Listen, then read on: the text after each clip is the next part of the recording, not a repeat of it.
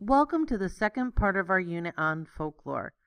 Today we're going to start stories that are called tall tales. Tall tales are stories just like fairy tales that have been told over and over again orally many times, many years ago, and finally were written down. Tall tales are humorous stories that are often about real-life heroes of the American frontier during the early 1800s. Remember, a frontier is unexplored areas of the American West. Frontier can have two different meanings. It can be an edge or a boundary of a country or land. It can also be unexplored areas of a country or a place. European settlers settled on the east coast of the United States. This is the eastern coast of the United States. Tall tales that you are about to hear are often about the men and women who moved from the East Coast to the American West and helped to tame the land or make it more livable for others. Logging is one way that men and women thought that they can make the land of the American frontier more livable. Logging is the process of cutting down the trees and turning them into building materials. Lumberjacks or loggers would cut down the trees as lumber or logs, and then they would be made into boards to use for building. The tall tale you are going to hear today is called Paul Bunyan. Paul Bunyan was a famous lumberjack or logger. As you can see in the illustration, Paul Bunyan is a fictional character. As we read about him, you will see there is much exaggeration about Paul. An exaggeration is a classic characteristic of a tall tale. In an exaggeration is an overstatement of the truth. An exaggeration in a tall tale makes the main character seem larger than life. He or she is always bigger, larger, smarter, and faster than real people. For example, someone catching a small fish, each time the story is told, the fish gets bigger and bigger in the story. The story of Paul Bunyan begins here in Maine. And as we read, we'll learn how Paul moves from Maine over to Minnesota. This is an image of the Great Lakes. We'll hear how Paul Bunyan made them. Here is an image of the Rocky Mountains. This is an image of the Appalachian Mountains. This is a section of the Mississippi River. Here is a photo of the Grand Canyon. All of these images play a part in the story of Paul Bunyan. In the story, we will hear how Paul Bunyan moves from Maine through the Appalachian Mountains, up to the Great Lakes, across the Mississippi River, going to the Rocky Mountains, and in near the Grand Canyon. Listen carefully for the examples of exaggeration in this tall tale about Paul Bunyan, a natural-born logger who moved the American frontier from Maine. Even as a baby, Paul Bunyan was mighty big. How big? Well, he was so big that his parents had to use a covered wagon for his cradle. As you might imagine, young Paul Bunyan had a big appetite. He gobbled up 5 barrels of porridge a day, and his parents had to milk 4 dozen cows every morning and evening just to keep his baby bottle filled. Paul was so big it caused some problems in the little town of Maine where he grew up. When he sneezed, he blew the birds from Maine to California.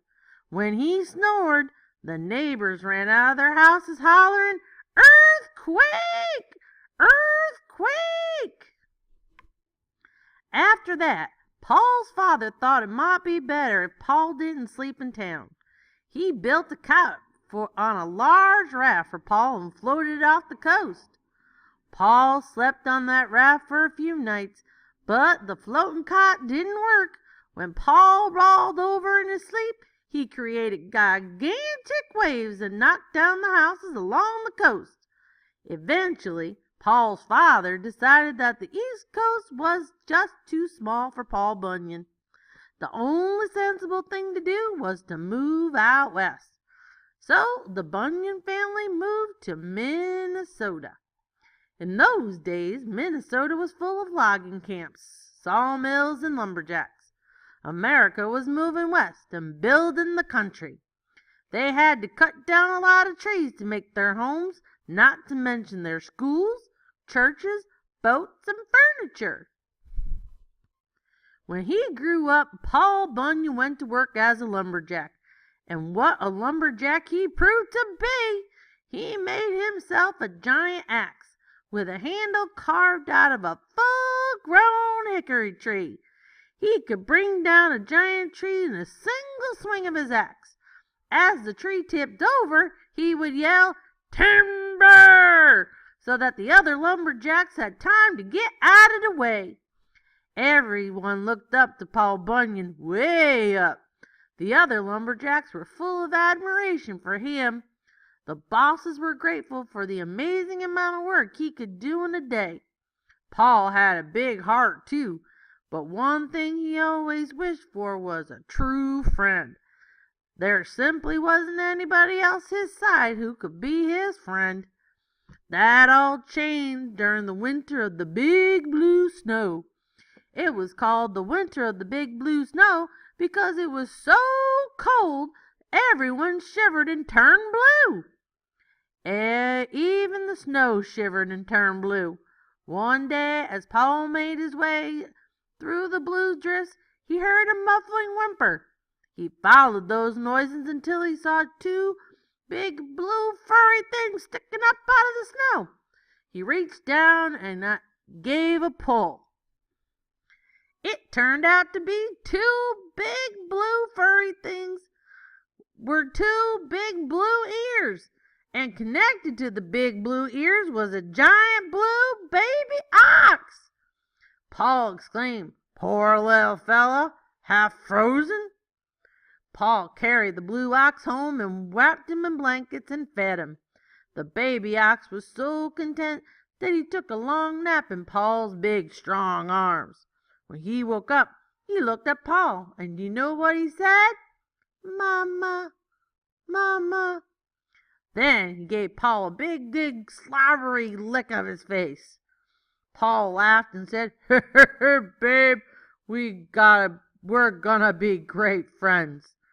And they were. In fact, Paul Bunyan and Babe the Blue Ox were soon inseparable. Everywhere Paul went, Babe went too. The two of them worked together in the lumber camps. Paul chopped down the trees, then Babe would haul them to the river and drop them in so they could float downstream to the sawmill. Together, Paul and Babe did the work of 100 men. The lumber company figured the best way to keep Paul happy was through his stomach, so they hired a special cook to feed Babe and Paul. The cook's name was Sourdough Sam. Sourdough Sam was known for his giant flapjacks he cooked in the world's biggest frying pan. The colossal pan sat on an enormous cast iron frame. Every morning, Sourdough Sam would build a raging forest fire under the pan. Then he would call for his two helpers, Lars Larson and Pete Peterson. Lars and Pete would grease up the pan by tying slabs of bacon to their feet and skating back and forth across that sizzling pan. Then Sourdough Sam would make a giant stack of pancakes for Paul and an even larger stack for Babe. Thanks to Sourdough Sam and his overgrown flapjacks, Babe eventually grew to be even bigger than Paul. He was so big that if you were standing in his front legs, you had to use a telescope to see all the way to his back legs.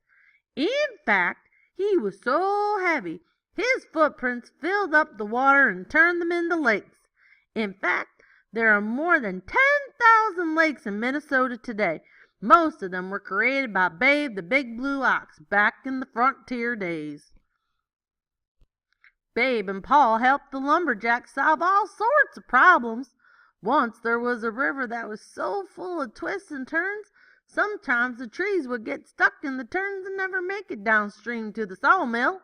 But Paul thought of a way to fix that.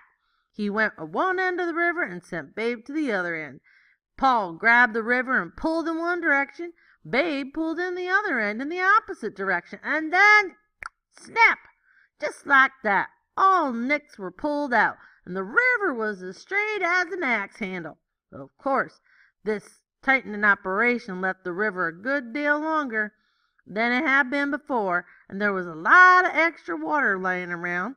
Paul and Babe worked together to dig 5 big holes to hold the extra water. Nowadays, these are called the Great Lakes. One day, the logging boss got to talking. One of them said that the United States was a fine country to be sure, but it could stand a little improvement. For one thing, it could use a few more rivers. Then that's what was needed was a bigger river running right down the middle of the country, all the way from Minnesota to New Orleans. If we had a river like that, said one man, we could ship the timber down to New Orleans and all around the world. Paul happened to overhear this conversation. He told the bosses he would see what he could do, and he hitched up Babe, and they started a-plowing south. As they plowed, they threw the great mound of dirt and the rocks to the right of the smaller mounds to the left. On the right side, they made the Rocky Mountains. On the left side, they made the Appalachian Mountains. Paul, Bunyan, and Babe didn't stop until they had plowed a channel all the way south to the Gulf of Mexico. And the river that flowed in the channel nowadays, that's what we like to call the Mississippi River. From that day on, Paul and Babe went around the country using their size and strength to help anyone who was in need. Later, they dug the Grand Canyon as they made their way to the west coast of California. And when the wind blows right from the west, you can still smell the enormous, infamous, colossal pancakes cooking in the frontier.